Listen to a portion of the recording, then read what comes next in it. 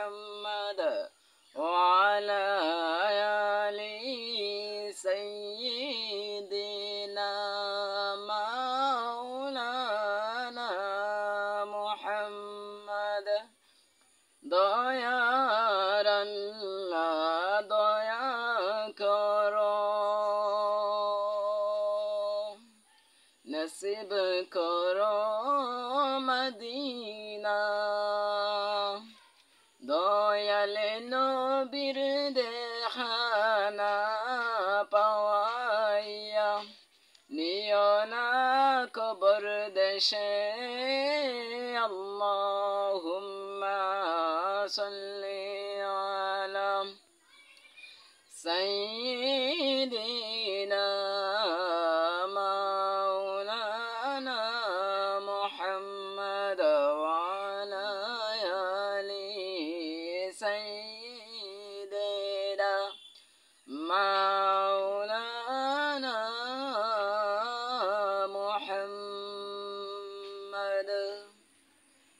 মুহতারাম হাজিরিন کرام, আল্লাহ তাবারক ওয়া তাআলার শাহনশাহী দরবারে লক্ষ কোটি শুকরিয়া আদায় করি যে রব্বুল আলামিন আমাদেরকে আজকে আসার এবং বসার, কথা বলার এবং শোনার তৌফিক দান করেছেন।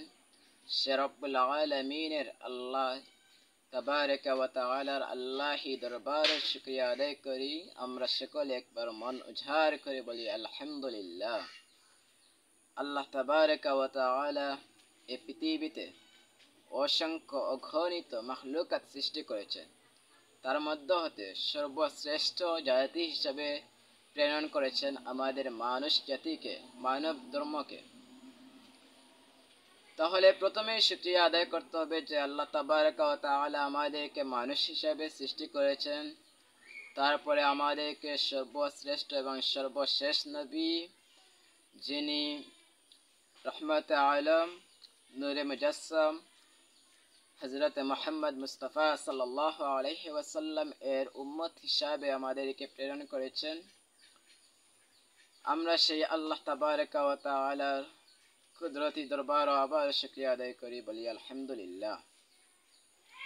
আল্লাহ তাবারক ওয়া তাআলা পবিত্র কালামুল্লাহ শরীফে ইরশাদ করেছেন যে ওয়ামা খালাকতুল জিন্না ওয়াল ইনসা ইল্লা লিয়াবুদুন, আমি মানুষ এবং জিন জাতিকে সৃষ্টি করেছি শুধু আমার ইবাদতের জন্য। শুধু আমাদের মানুষকে নয়, জিন জাতিকেও আল্লাহ তাবারক ওয়া তাআলা সৃষ্টি করেছেন এই জমিনের বুকে তার ইবাদতের জন্য। এখন শর্ত হচ্ছে আমাদেরকে যদি আল্লাহ ইবাদতের জন্য প্রেরণ করেন তাহলে তো আমরা আল্লাহর ইবাদত করতে হবে। শুধু কি 5 ওয়াক্ত নামাজ পড়া আল্লাহর ইবাদত? না, শুধু তাই নয়। শুধু কি হজ করা আল্লাহর ইবাদত? না, তাইও না। শুধু কি যাকাত দেওয়া আল্লাহর ইবাদত? না। আল্লাহ তাবারক ওয়া তাআলা যে সকল কাজ আমাদের উপর ফরজ করে দিয়েছেন এবং যে সকল কাজ আমাদেরকে করতে বলেছেন, সে কাজগুলো করাও হচ্ছে এক প্রকার ইবাদত। আবার হচ্ছে যে কাজগুলো আমাদেরকে নিষেধ করেছেন সেই কাজগুলো থেকে বিরত থাকাও হচ্ছে আল্লাহর এক ইবাদত। তারপরে আমরা শুকরিয়া আদায় করি যে রব্বুল আলামিন আমাদেরকে ইমানদার হিসাবে এই দুনিয়াতে প্রেরণ করেছেন। আমরা হচ্ছি মুসলমান এবং ইমানদার। আর ইমানের সংজ্ঞা দিতে গিয়ে হাদিসে রাসূলুল্লাহ সাল্লাল্লাহু আলাইহি ওয়াসাল্লাম ইরশাদ করেছেন যে আমি যে সকল কাজ বলি আল্লাহ তাবারক ওয়া তাআলা আমাকে দান করেছেন, আদেশ করেছেন সে কাজগুলো করার জন্য, আবার যে কাজগুলো থেকে বেঁচে থাকার জন্য নিষেধ করেছেন সেগুলো আমার উম্মত মেনে চলার নামই হচ্ছে ঈমান। তাহলে আমার সময় সংকীর্ণতার কারণে আমি আমার কথা দীর্ঘায়ী করছি না, আমি এখানেই শেষ করছি। আল্লাহ তাবারক ওয়া তাআলা যদি আমাকে তৌফিক দান করেন তাহলে পরবর্তীতে আমি এই বিষয় নিয়ে আলোচনা করব। আল্লাহ যেন যা কিছু বললাম আমাকে আমল করার এবং আপনাদেরকে আমল করার তৌফিক দান করেন। সকলে বলি আমিন, আল্লাহুম্মা আমিন।